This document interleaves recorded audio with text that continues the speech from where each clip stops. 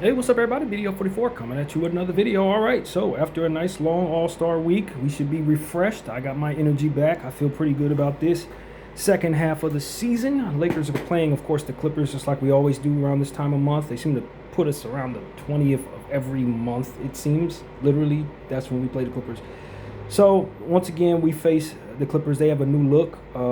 Same trash franchise, but new look. Definitely some new players there.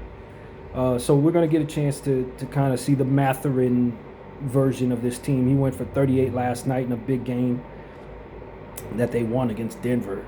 So they should be a little tired, I would think, although they're coming off the All-Star break, so who knows. But they're coming off a back-to-back. They'll probably be in better rhythm than us, unfortunately, in that regard.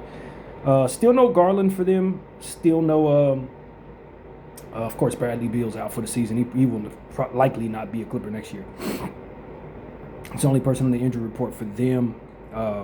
So, you know, we'll be able to live without the all-star point guard they got down there. So let's look at the last 5 games of the Clippers. Go back as far as February 6th against the Sacramento Kings. 114-111 was the score. And we'll go over all the stats here as we always do, picking up right where we left off. So, they went into Sacramento and got about a 3-point victory and shot 52% from the field, 37 of 71. The Kings shot 41 of 92 for 45% from the field. From the 3-point line, the Clippers shot 9 of 21 for 43%. Kings 10 of 37 for 27%. Kings shot 19 of 22 from the free throw line for 86%, and the Clippers 86% as well, 31 of 36. 40 boards for the Clips, 42 for the Kings, 5 offensive boards for the Clips, 12 for the Kings, 22 assists for both teams. 6 steals for the Clips, 10 for the Kings, 7 blocks for the Clips, 6 for the Kings, 16 turnovers for the Clippers, 16 points off of those, 11 turnovers for the Kings, 13 points off of those. Got 18 fast break points for the Kings, 12 for the Clips, 52 points in the paint for the Kings, 42 for the Clippers. 10 was the largest lead of the game for the Kings, 12 for the Clippers. And the Clippers led 42% of the time, then the Kings, 46. All right. Kawhi Leonard, 36 minutes, 31 points, 9 of 19 from the field, 1 of 5 from 3, hit all 12 of his free throws, 9 rebounds, 7 assists, 2 steals, 2 turnovers, plus 19 for Kawhi Leonard. Collins, 34 minutes, 22 points, 8 of 12 from the field, hit his only 3-point attempt, 5 of 5 from the line, 7 rebounds, 1 assist, 1 turnover, 2 blocks, 2 offensive boards. 0 in the plus minus for John Collins. Derrick Jones Jr., 27 minutes, 13 points, 5 of 7 from the field, 1 of 2 from 3, 2 of 3 from the line, 3 rebounds, 2 steals, 1 turnover, plus 21 for Jones Jr. Brook Lopez, 36 minutes, 15 points, 5 of 12 from the field, 2 of 3 from 3, 3 of 4 from the line, 9 rebounds, 2 assists, 3 blocks, 1 steal, 1 turnover, 1 offensive board, plus 12 for Lopez. Dunn, 33 minutes, 15 points, 4 of 7 from the field, 2 of 4 from 3, 5 of 7 from the line, 1 rebound, 5 assists, 2 turnovers, plus 21 for Dunn. Batum, 16 minutes, 3 points, hit his only 1 of 2 from the 3, rather. 3 rebounds, 2 assists, 2 turnovers, minus 13 for Batum. Niederhauser, 6 minutes, hit his only field goal for 2 points, 1 turnover, minus 1. Jordan Miller, 24 minutes, 7 points, 3 of 4 from the field. Missed his only 3-point attempt, 1 of 1 from the line, 3 rebounds, 2 assists, 1 turnover, 2 turnovers, 1 steal, 1 offensive board, minus 10 for Jordan Miller. Kobe Sanders, 18 minutes, 1 point, 0 of 5 from the field, 0 of 2 from 3, 1 of 2 from the line, 5 rebounds, 3 assists, 3 turnovers, 2 blocks, minus 14. And Cam Christie, 9 minutes, 5 points, 1 of 2 from the field, 1 of 1 from 3, 2 of 2 from the line, minus 20 for Christie. And the Kings had 5 players in double figures. A high man being Malik Monk off the bench, hit 6 threes in this one. Wasn't enough for the Kings. They couldn't light the beam, and we move on. Next up for the Clips was a win in Minnesota, 115-96. These Clippers have been rolling, man. They only lost 1 of these 5 games. And most of them have been on the road, too, so it's been a pretty impressive stretch for the Clippers. Unfortunately enough for us having to face them. Seems like everybody we run into has been hot lately. This is just add another team on that list. So, Minnesota shot 45% from the field, 37 to 83. Clippers 51%, 39-76. Clippers shot 14 of 27 from 3 for 52%. Minnesota 8 of 33 from 3, 24%. 23 of 28 from the line for the Clippers for 82%. 14 of 22 for the Wolves, 64%. Minnesota had 41 boards. Clippers had 37. 10 offensive boards for Minnesota, 8 for the Clippers. 17 assists for Minnesota, 25 for the Clips. 8 steals for Minnesota, 11 for Clippers. 2 blocks for Minnesota, 6 for Inglewood. 21 turnovers for Minnesota, 25 points conceded off of those. 15 turnovers for the Clips, 18 points conceded off of those. 19 fast break points for the Wolves, 17 for the Clippers. 56 points in the paint for the Wolves, 40 for the Clippers. The largest lead of the game for the Wolves was 3, and for the Clippers it was 28. Clippers led 89% of the time, Wolves 4%. All right, let's see what happened with the box score here. Kawhi Leonard, 34 minutes, 41 points, 14 of 30 from the field, 5 of 11 from 3, 8 rebounds, 2 assists, 2 turnovers, 4 steals, 2 offensive boards, plus 20 for the All-Star Kawhi Leonard. John Collins, 29 minutes, 15 points, 6 of 9 from the field, hit all 3 of his threes, 4 rebounds, 3 turnovers, 1 steal, 1 block, 2 offensive boards, plus 25. So he's found his footing with this team. After having a bad start to the season, John Collins, he's turned it around. He looks like himself now with the Clippers. He's comfortable, and they're a much better team with him playing that way. Derrick Jones Jr., 28 minutes, 5 points, 2 of 3 from the field, 1 of 1 from 3, 4 rebounds, 4 assists, 3 steals, 1 turnover, 1 block, 1 offensive board, plus 22 for Derrick Jones Jr. Brook Lopez, 26 minutes, 5 points, 2 of 5 from the field, 1 of 3 from 3, 2 rebounds, 2 assists, 1 turnover, 2 blocks, plus 18 for, who was that? Lopez. Dunn, 28 minutes, 9 points, 3 of 6 from the field, 1 of 1 from 3, 2 of 2 from the line, 5 rebounds, 6 assists, 1 turnover, 1 steal, plus 29 for Dunn. Batum, 12 minutes, hit his only 3-point attempt, 3 points, 3 rebounds, 1 turnover, minus 5. Delano Blanton, he's with this team. When did he become a Clipper? 4 minutes, 2 points, 1 of 2 from the field, 1 turnover, minus 6. That's a good pickup, man. Blanton's pretty good. He's kind of been floating around in different circuits, played for some teams, but he has a good set of skills and he has a good NBA body. He should find a home somewhere eventually. Niederhauser, 17 minutes, 15 points, hit all 5 of his field goals, 5 of 7 from the line, 6 rebounds, 2 assists, 1 turnover, 3 offensive boards, 1 block, plus 7 for Niederhauser. That's a nice rookie there. Jordan Miller, 23 minutes, 8 points, 1 of 6 from the field, 0 of 2 from 3, hit all 6 of his free throws, 4 assists, 1 rebound, 1 turnover, minus 4 for Miller. Ty Washington Jr., 4 minutes. I forgot he was with this team, or did I not ever know that? He's been floating around a lot too. 2 assists, 2 steals, 1 block, minus 6 for Ty. Kobe Sanders, 24 minutes, 10 points, 3 of 5 from the field, 2 of 4 from 3, 2 of 3 from the line, 4 rebounds, 2 assists, 1 turnover, plus 7 for Kobe.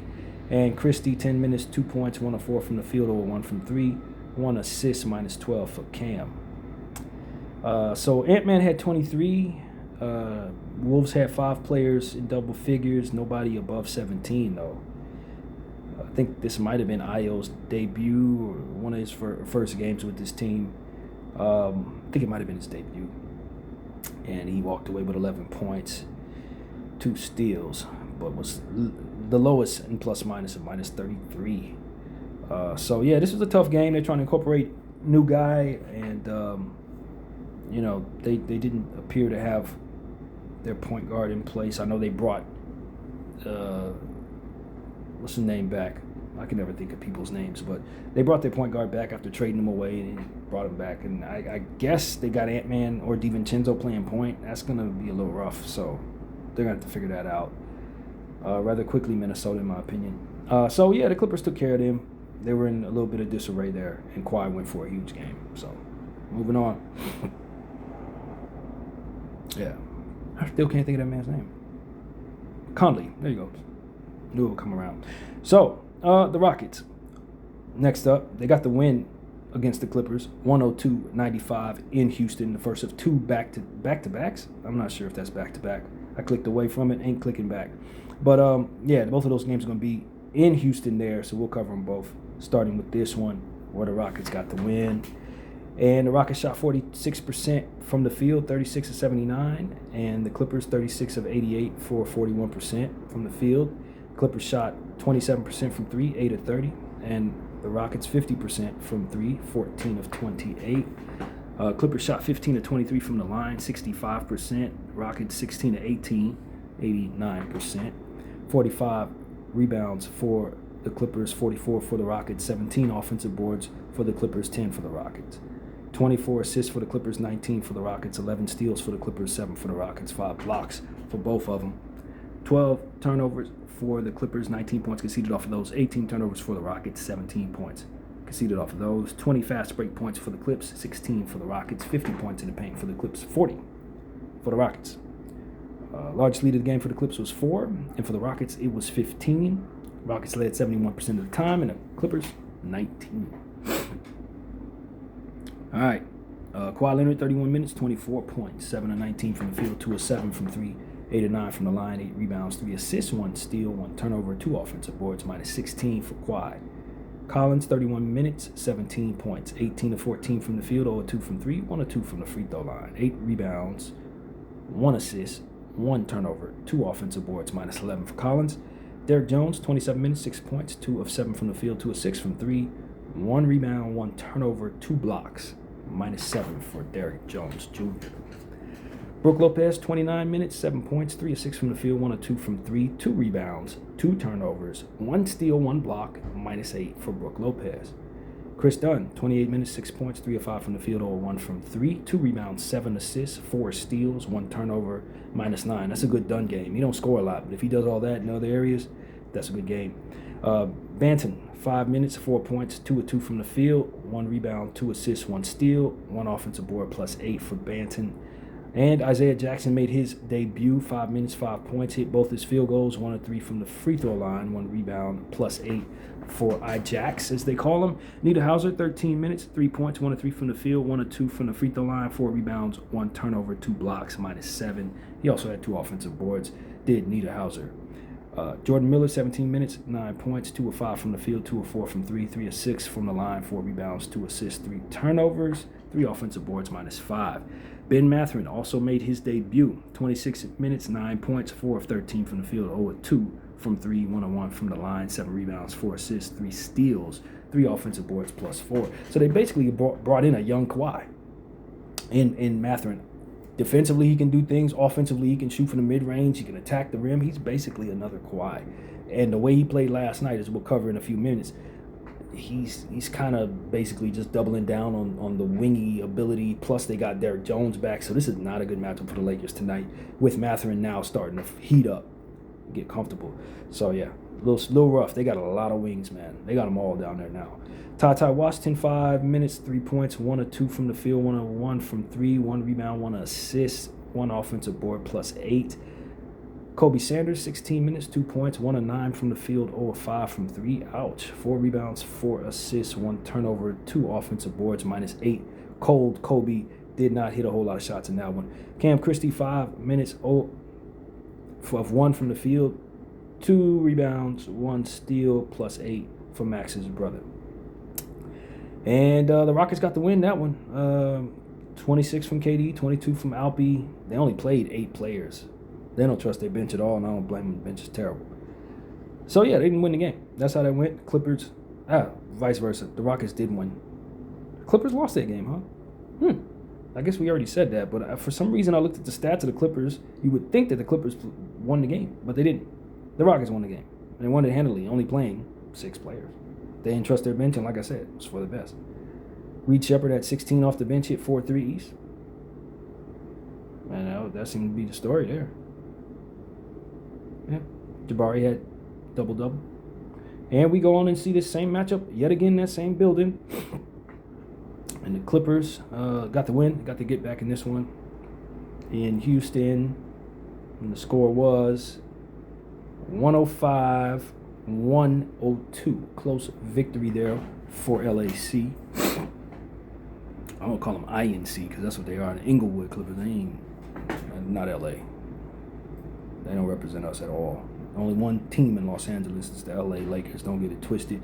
The Clippers shot 47% from the field, 36 of 77. The Rockets, 38 of 82, 46% from the field. Rockets shot 33% from 3, 12 of 36. Clippers, 11 of 28 for 39% from the three-point line. 22 of 26 from the line for the Clips, 85%. 14 of 18 for the Rockets, 78%.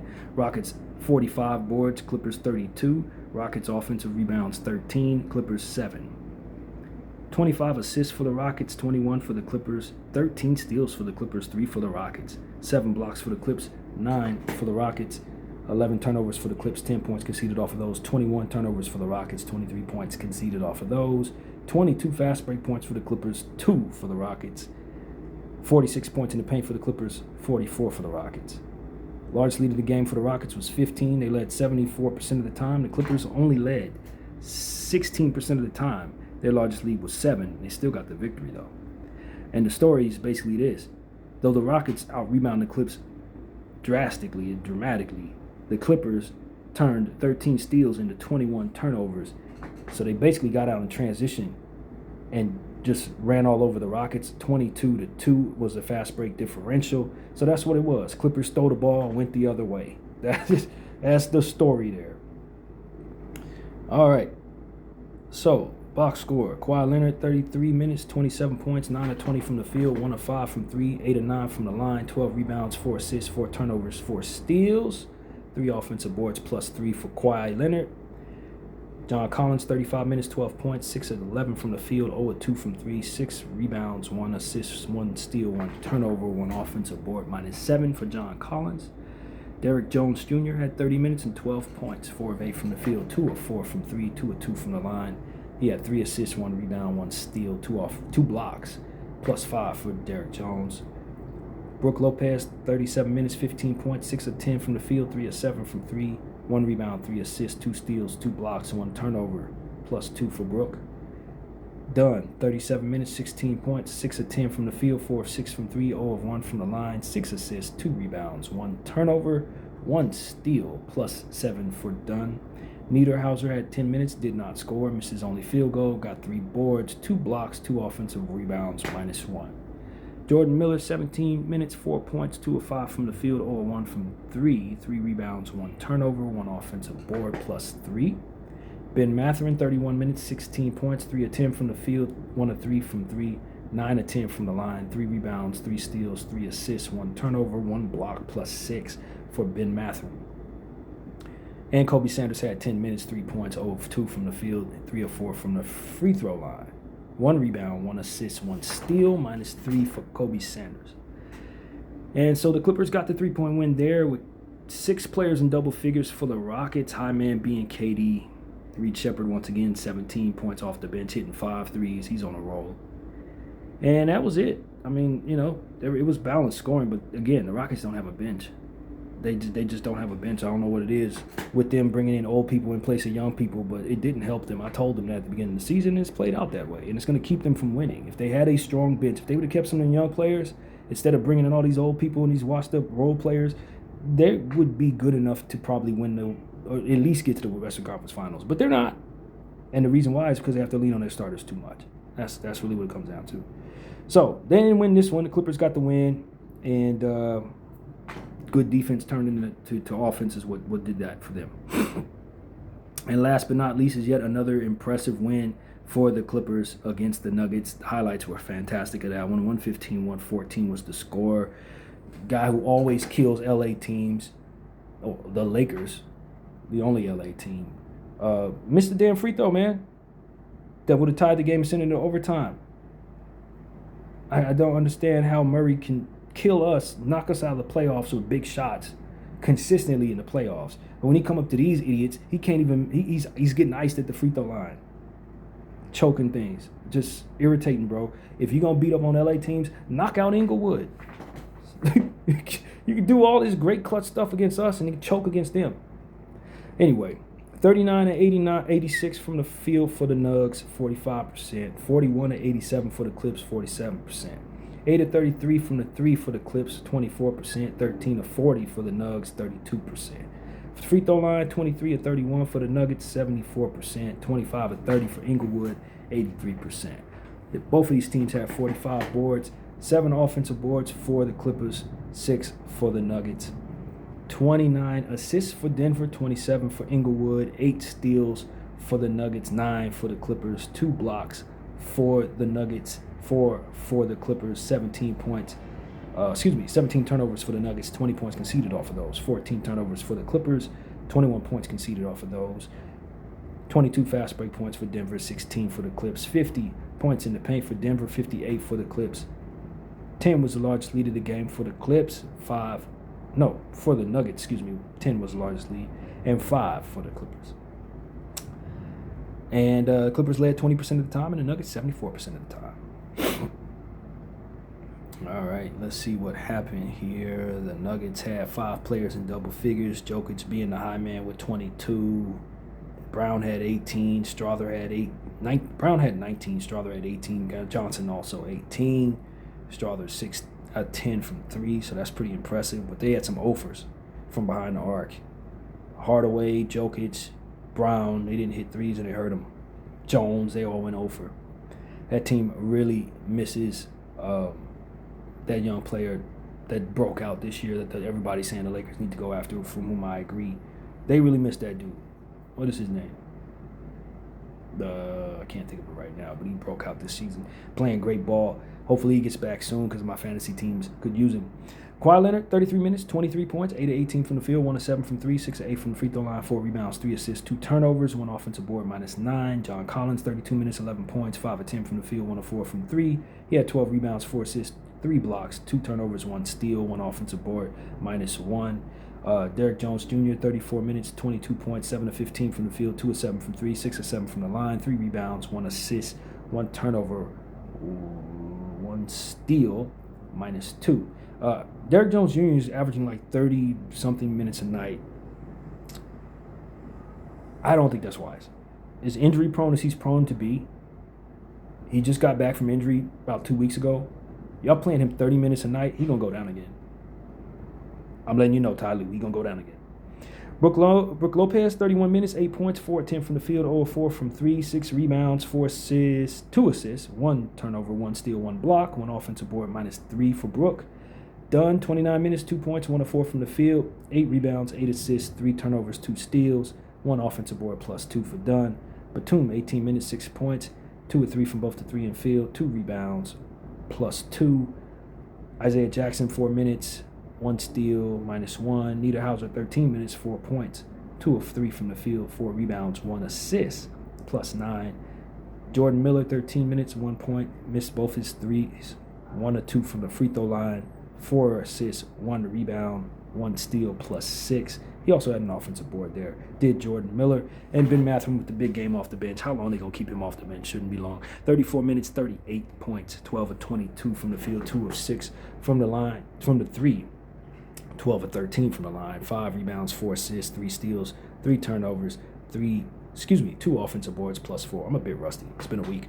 Ben Mathurin had a huge game, man, and I'd expect that he's going to come in very comfortable against us, even though this is going to be in our gym tonight.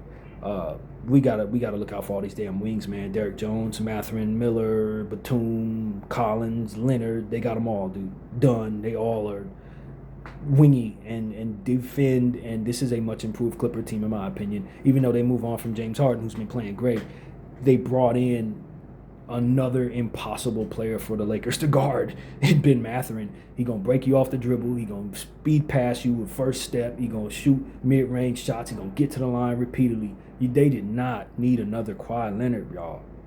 I think the Clippers are gonna spoil somebody's first round, man.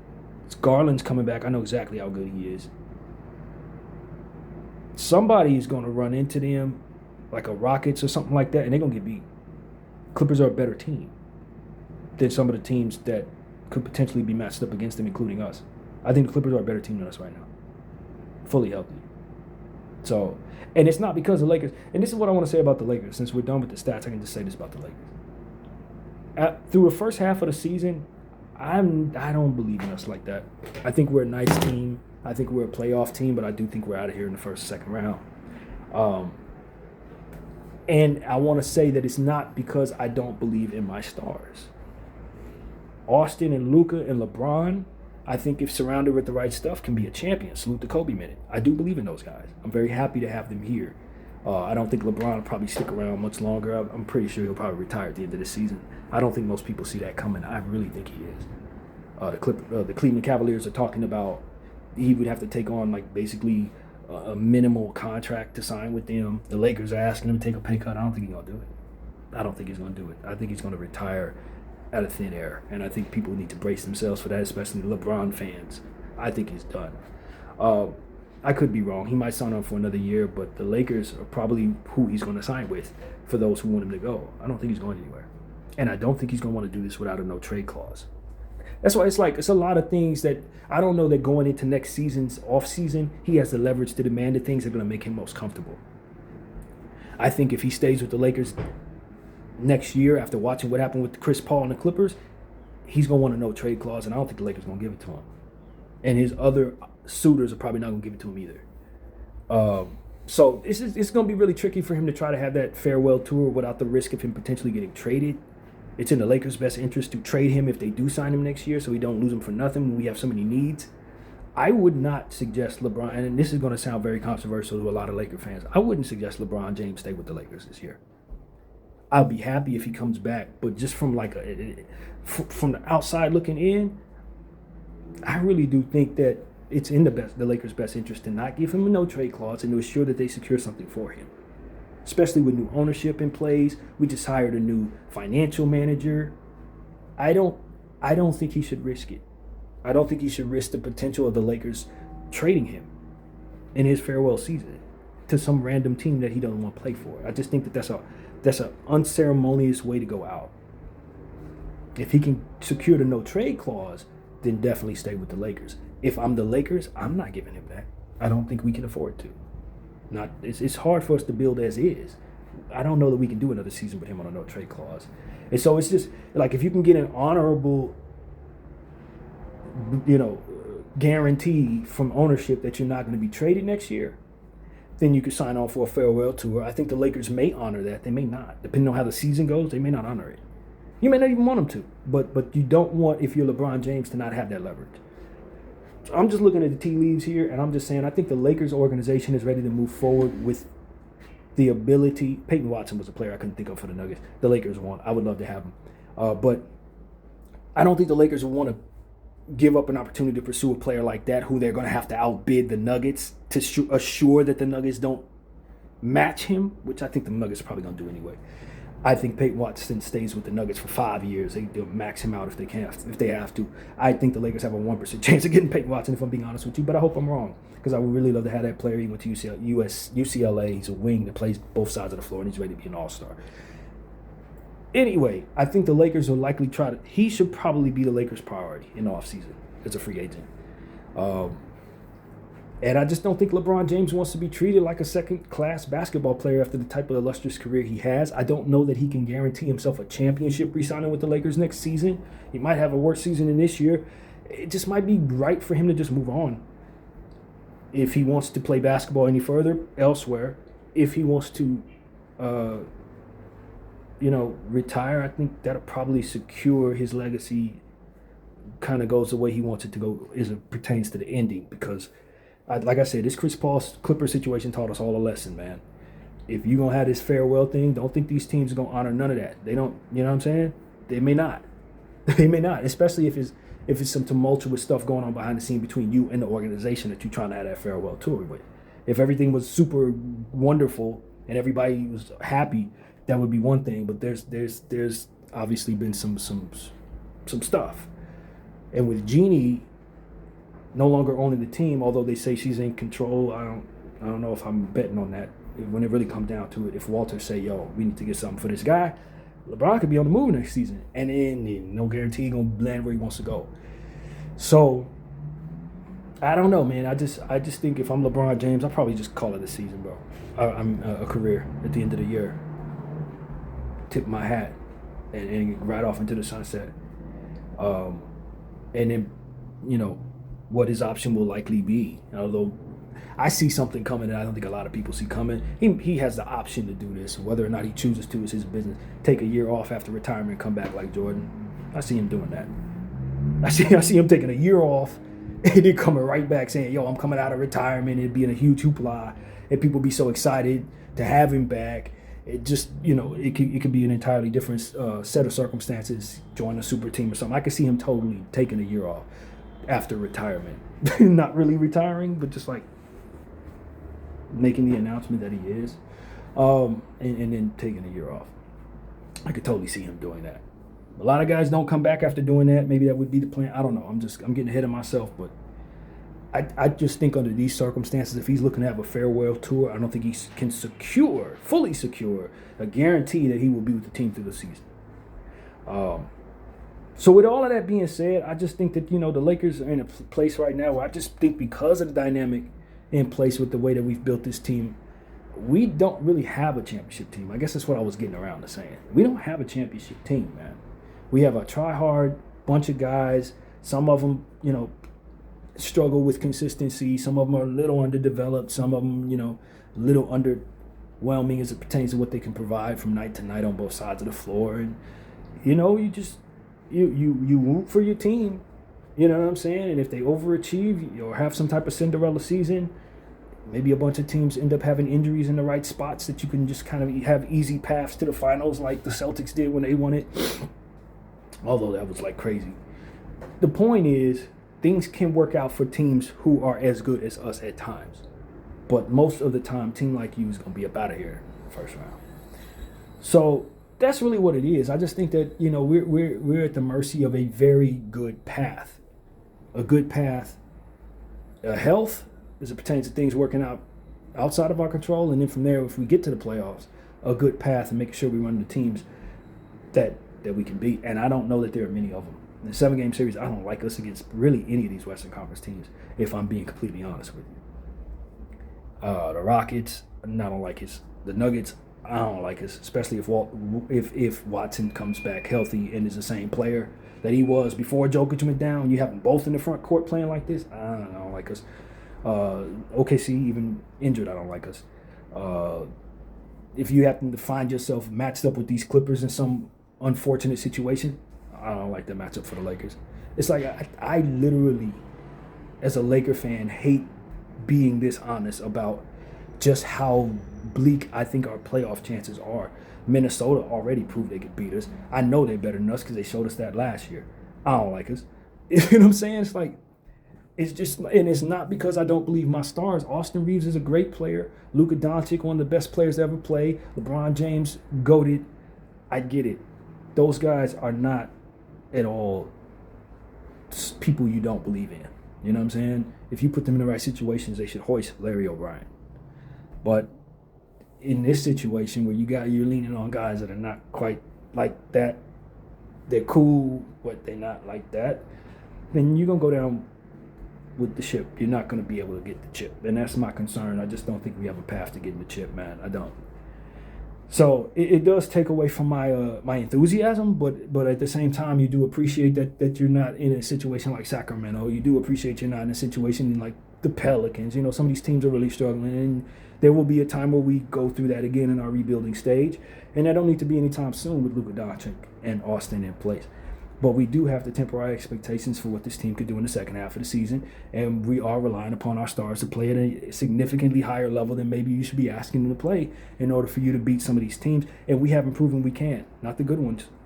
And even though the Clippers have a bad record, with the changes that they've made and with how they've been playing prior to making those changes leading up to this trade deadline, I think they're a better team than us right now. I really do. And I hate that for us because it's another one of our rivals. So that's really my commentary going into the second half of the season and going into this basketball game. I want us to win every game we're in. I think we have a chance to beat a team, whoever we see in the regular season if we play hard enough. That things could always work out. We could always find ourselves getting wins, but this team has not proven they can beat a good team. And there's a roundabout way of saying I think the Clippers are a good team right now, man. Even without Zubac, even without Garland, they're playing good ball. And it's going to be tough to beat them tonight, and it's going to be tough to beat them if we see them in the playoffs. Although, there's a lot of things that have to work out for the Clippers for them to even make the playoffs. They're kind of stuck in the play-in tournament at 27-28 right now. The Lakers are 33-21. And we'll see what happens, man. We'll see what happens, you know what I mean?